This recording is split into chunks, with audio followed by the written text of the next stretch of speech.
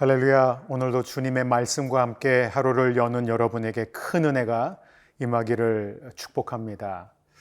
아마 현대 기독교 사상가들 또 신학자들에게 누구에게 가장 많은 영향을 받았습니까? 라고 묻는다면 제 생각에 1위는 C.S. 루이스가 아닐까 생각합니다.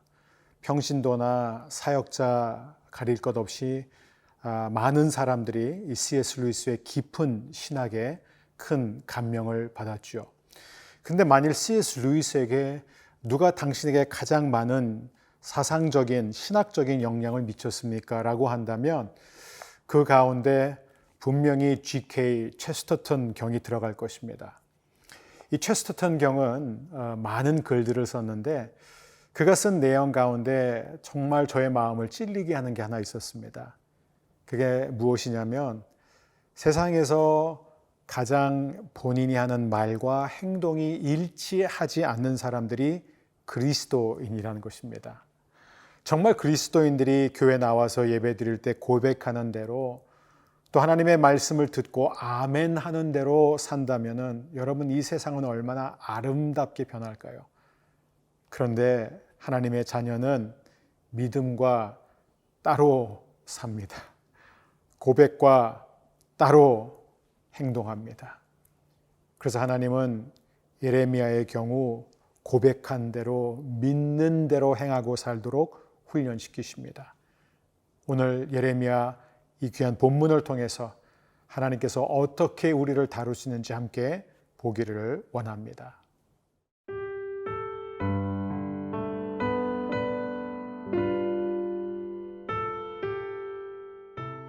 예레미야 32장 1절에서 15절 말씀입니다. 유다의 시드기야 왕 열째 해 곧 느부갓네살 18째 해에 여호와의 말씀이 예레미야에게 임하니라. 그때에 바벨론 군대는 예루살렘을 에워싸고 선지자 예레미야는 유다의 왕의 궁중에 있는 시위대 뜰에 갇혔으니 이는 그가 예언하기를 여호와의 말씀에 보라 내가 이 성을 바벨론 왕의 손에 넘기리니 그가 차지할 것이며 유다 왕 시드기야는 갈대아인의 손에서 벗어나지 못하고 반드시 바벨론 왕의 손에 넘겨진 바 되리니 입이 입을 대하여 말하고 눈이 서로 볼 것이며 그가 시드기야를 바벨론으로 끌어가리니 시드기야는 내가 돌볼 때까지 거기에 있으리라. 여호와께서 이와 같이 말씀하시니라. 너희가 갈대아인과 싸울지라도 승리하지 못하리라 하셨다 하였더니 유다 왕 시드기야가 이르되 내가 어찌하여 이같이 예언하였느냐 하고 그를 가두었음이었더라. 예레미야가 이르되 여호와의 말씀이 내게 임하였느니라.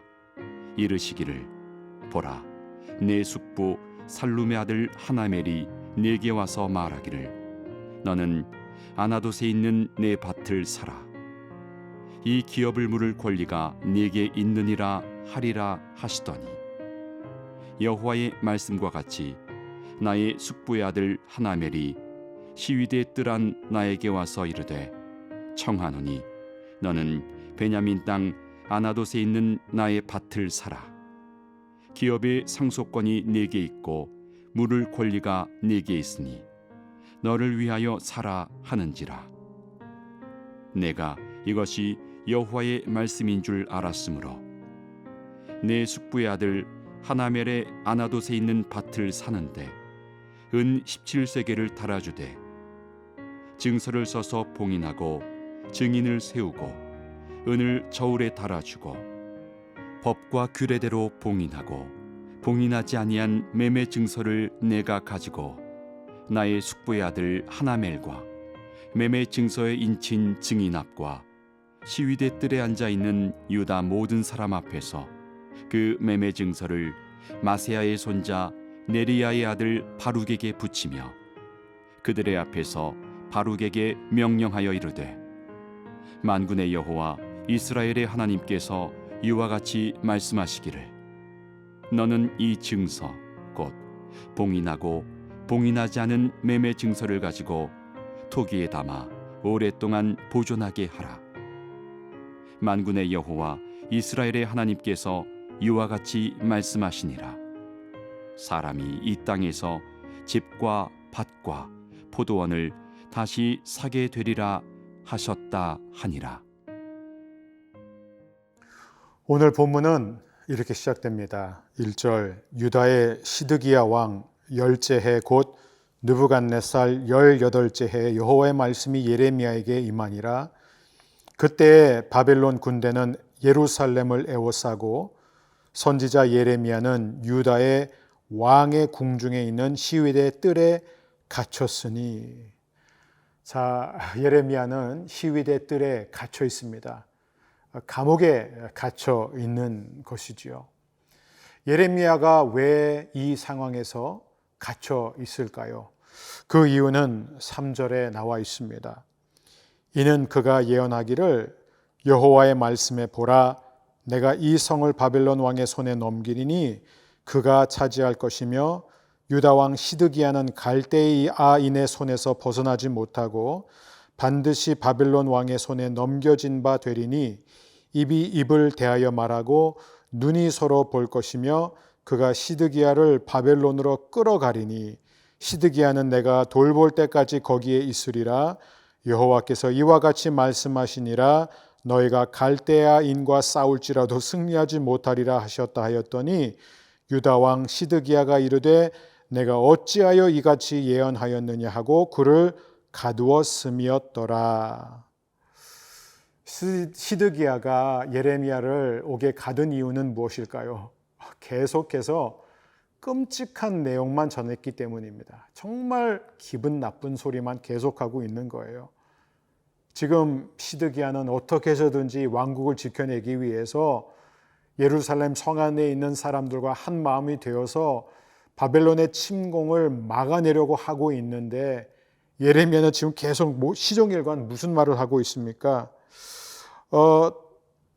당신은 어차피 이길 수 없습니다. 당신은 질 것입니다. 당신은 끌려갈 것입니다. 당신은 포로가 될 것입니다. 그러니까 시드기야가 말하는 거예요. 너는 왜 자꾸 이스라엘이 무너진다고 말하느냐?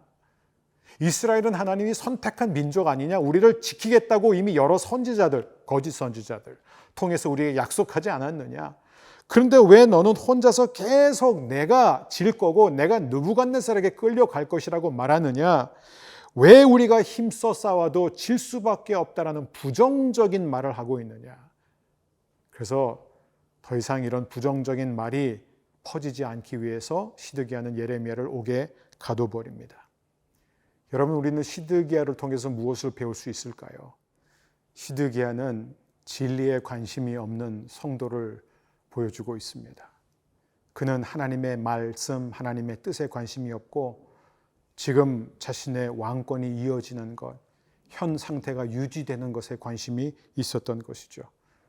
결국 시드기야는 두 눈이 뽑힌 상태에서 바벨론의 포로로 끌려가게 됩니다. 만일 시드기야가 아무리 기분이 나쁜 말이라도 하나님의 음성에 귀를 기울였다면 이 불행을 피할 수 있었을 것입니다. 사랑하는 여러분, 하나님은 오늘도 우리에게 끊임없이 말씀하시며 경고하십니다. 때로는 하나님의 말씀을 듣기에는 우리가 너무나 많은 손해를 봐야 할 수도 있습니다. 우리가 지금 손에 쥐고 있는 것을 놔야 할 수도 있습니다. 그래서 정말 그 말씀이 불편하고 듣기 싫은 거예요. 그런데 여러분, 그럴 때일수록 우리는 하나님의 말씀을 귀담아 들어야 됩니다. 지금 내가 어떤 상황 속에 있어도 하나님의 말씀을 따르면 잃게 되는 게 너무 많다 할지라도 하나님의 음성에 귀를 기울이고 그 말씀을 따라가는 여러분이 되시길 주의 이름으로 축복합니다.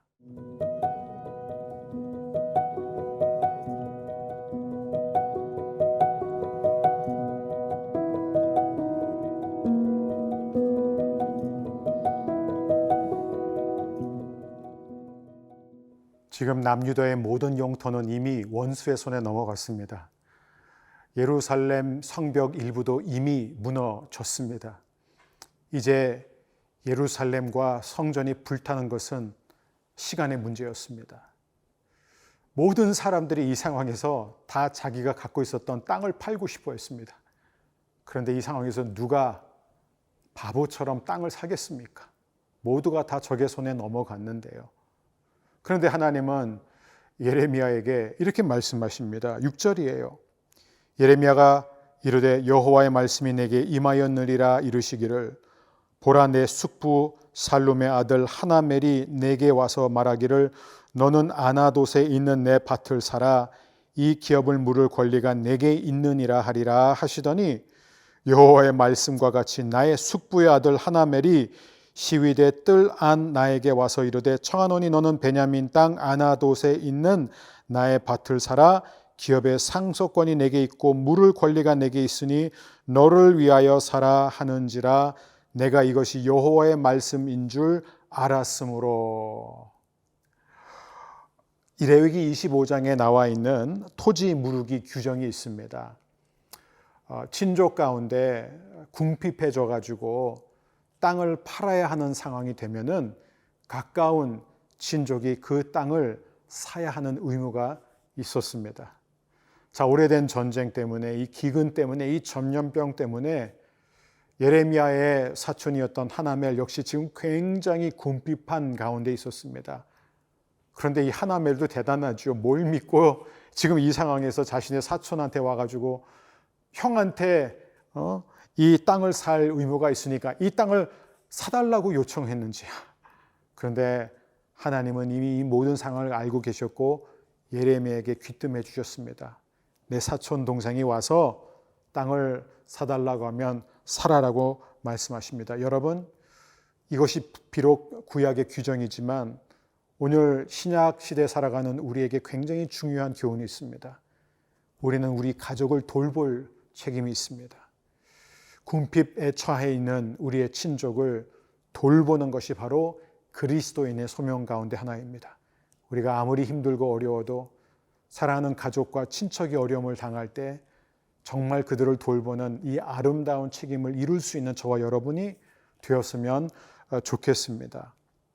자, 예레미야는 이 밭을 사게 됩니다. 근데 그냥 그래 내가 돈 줄게 사자 한 것이 아니라 이 모든 매매 절차를 철저하게 공식적으로 하게 됩니다. 은 70세겔을 건네줄 뿐만 아니라 12절을 보니까 11절 법과 규례대로 봉인하고 또 12절을 보면 나의 숙부의 아들 하나멜과 매매 증서의 인친 증인 앞과 시위의 뜰에 앉아있는 유다 모든 사람 앞에서 법적 증인들을 말하고 있습니다. 즉 법정에 많은 사람들이 지금 이 거래 장면을 목격하고 있는 거예요. 너무나 우스꽝스러운 장면입니다. 아니 저 사람이 왜 지금 이 상황에서 땅을 사냐. 이미 다 넘어간 땅을 이해할 수가 없었습니다. 사랑하는 여러분, 신앙은 눈에 보이는 현실, 증거와 상관없이 행하는 것이라고 우리는 늘 배워왔습니다. 근데 여기서 우리는 또 하나의 중요한 신앙을 보게 됩니다. 신앙은 결과와 상관없이 순종하는 거예요. 내가 순종하면 결과가 어떻게 될지 다 알면서도 내가 순종하면 결과가 바뀔 것이다 예상하고 순종하는 게 아닙니다. 내가 순종했을 때 그 결과가 어떻게 될지 다 알면서 하는 순종이 진짜 순종입니다. 예레미야가 한 번도 들어가서 살지 못할 이 땅에 왜 자신의 모든 재산을 털어서 투자하게 됩니까? 왜냐하면 예레미야는 눈에 보이는 현실과 상황을 따라 선택한 것이 아니라 눈에 보이지 않는 하나님의 말씀, 하나님의 음성이 선택의 기준이었기 때문입니다. 여러분 오늘 하루를 살아갈 때 저와 여러분에게도 똑같이 적용되는 진리입니다. 저와 여러분에게는 매사의 선택권이 하나밖에 없습니다. 상황이 아니에요. 얼마나 급박하냐, 얼마나 우리의 현실이 어둡냐, 얼마나 내가 이 결정을 내려야 될 상황이 되었느냐, 그것이 아니라 하나님의 말씀입니다. 그런 의미에서 예레미야가 우리에게 보여주고 있는 참된 신앙은 저 먼 미래 천국을 바라보는 신앙입니다.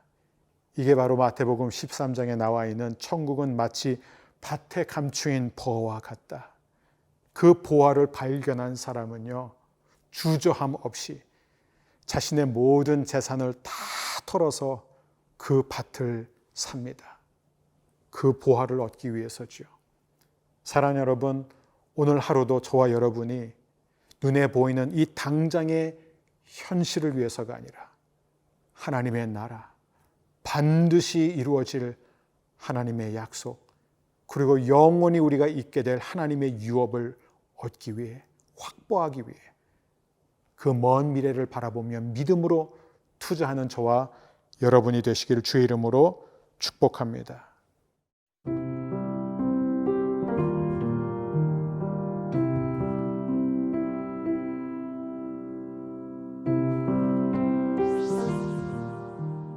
하나님, 오늘 말씀을 통해서 우리가 어떤 상황, 어떤 형편에 처하든지 올바른 선택은 하나뿐임을 가르쳐 주시니 감사합니다. 오직 주의 말씀을 따라 선택하게 하여 주옵소서. 우리도 예레미야처럼 눈에 보이는 현실을 따라 결정하는 것이 아니라 오직 하나님의 분명하고도 생생한 말씀을 따라 그 말씀을 믿고 순종하게 하여 주옵소서. 고백한 대로 사는 하루가 되게 하여 주옵소서. 예수님의 이름으로 기도합니다. 아멘.